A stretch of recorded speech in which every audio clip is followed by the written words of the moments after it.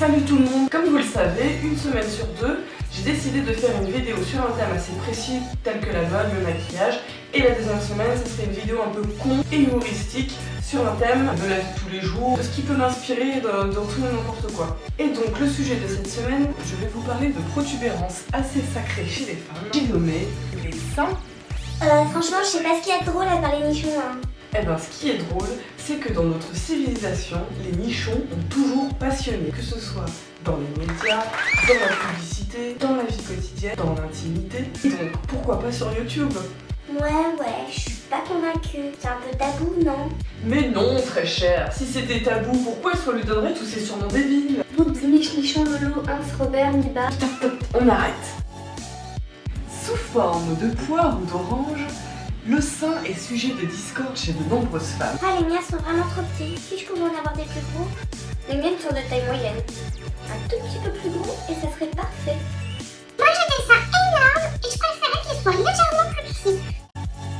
D'ailleurs, pourquoi la taille des seins diffère d'une femme à une autre?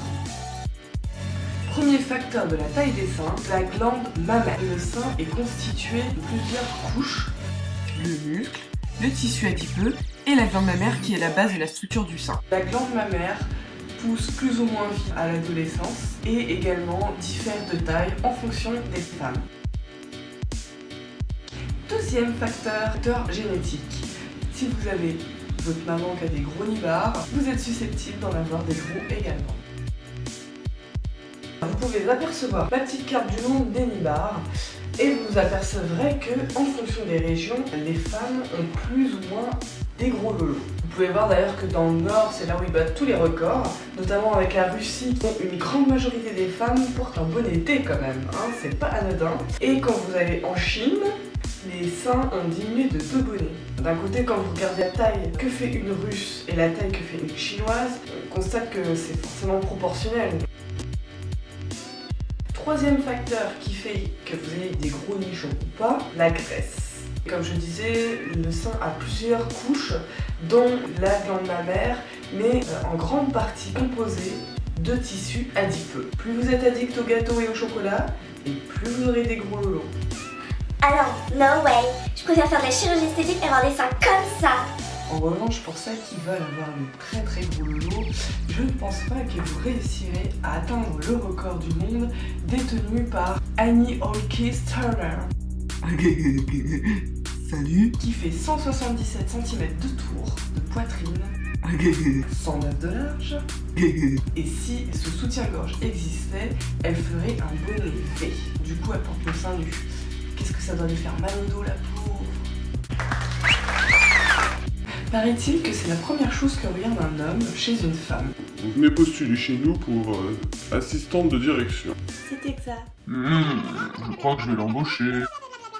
C'est bon, vous êtes prise, madame. Quelle bonne nouvelle. Mais pas que. Hey, tu as vu la nouvelle secrétaire de direction? Ouais, bof. Mais elle en a. Je suis sûre qu'il a choisi pour ça.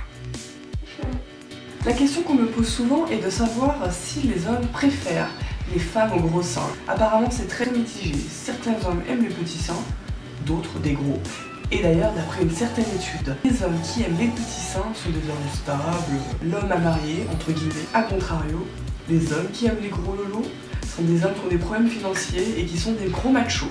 Non mais n'importe quoi, faut qu'ils arrêtent avec leurs études là. Et pour conclure, vous n'êtes pas sans savoir que les seins sont depuis la nuit des temps un objet de convoitise, mais également un sujet tabou.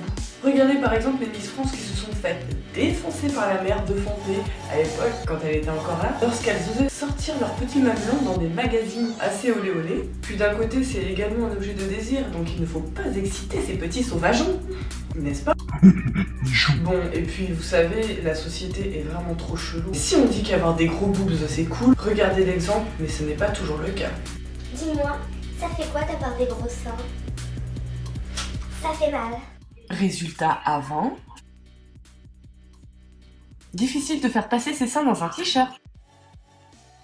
T'as pas l'air conne avec un t-shirt trop court. Ah merde, je vois plus mon ventre, comment je fais? Et oh, toi, petite michonne, tu crois que t'allais t'en tirer comme ça? Vous aussi, vous avez un inconvénient, mes chers. C'est quoi ce décolleté plat? Bah, je voulais être sexy pour dîner. Je vous dis à la semaine prochaine. Si cette vidéo vous a plu, n'hésitez pas à vous abonner et à liker et même à mettre des commentaires. Ça me fera très plaisir et ça m'encouragera pour la suite. Sur ce, je vous dis à bientôt et passez une très bonne semaine, les amis.